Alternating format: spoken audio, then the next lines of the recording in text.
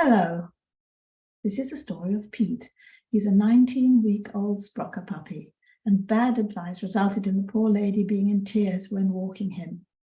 The two problems they have are both the result of bad advice.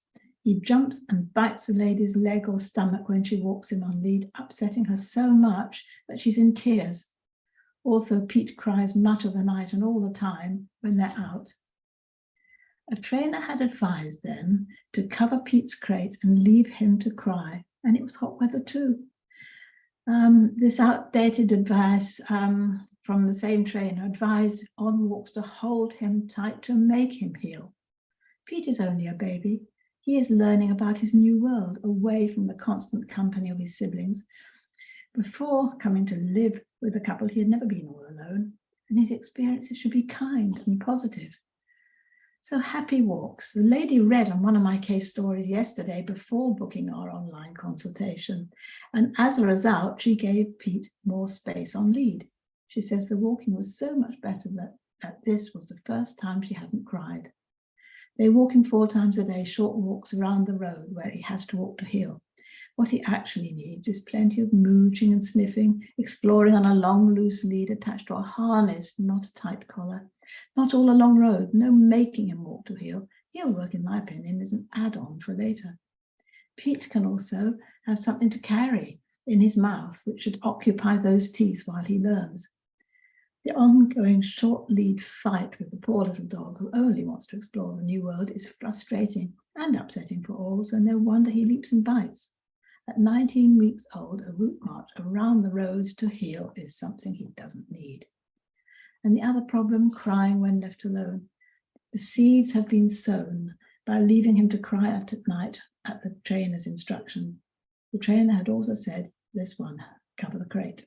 It's a logical conclusion that the more we leave a puppy to cry in panic, the worse he will feel about being left. Wouldn't that be the same with a child? He won't get used to it, although he may give up in helplessness, and does anybody want that? Pete is a baby, and putting this right will be time-consuming. So the puppy sleeps in a crate in the living room. The trainer said, cover the crate, and he now resists going into the crate, understandably. So where do they start? They start where Pete is happy to be left and work from there. If he cries for company at night, he should have it. My first tip, if he has to be in a crate, why not begin with the crate in their bedroom where he has some company? And my second tip, cover off. It's hot, it's summer. The trainer said, stop cuddling him.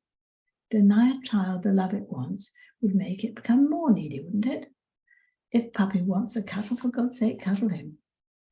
They will start off doing whatever it is to keep him happy at night, and then bit by bit they can stretch it.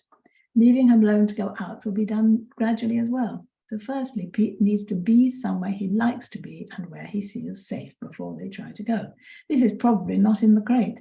The sofa is his favorite place, and as he doesn't chew things, what a good puppy, why not? They will follow a careful plan and get a camera to make sure they come back before he's distressed.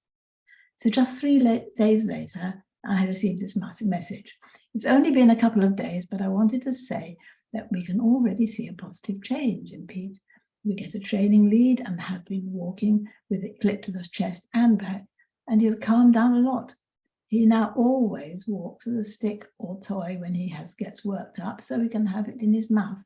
And this has been calming him down instantly. Walks are so much more enjoyable, and I took him out by myself today, something I haven't been too nervous to do before.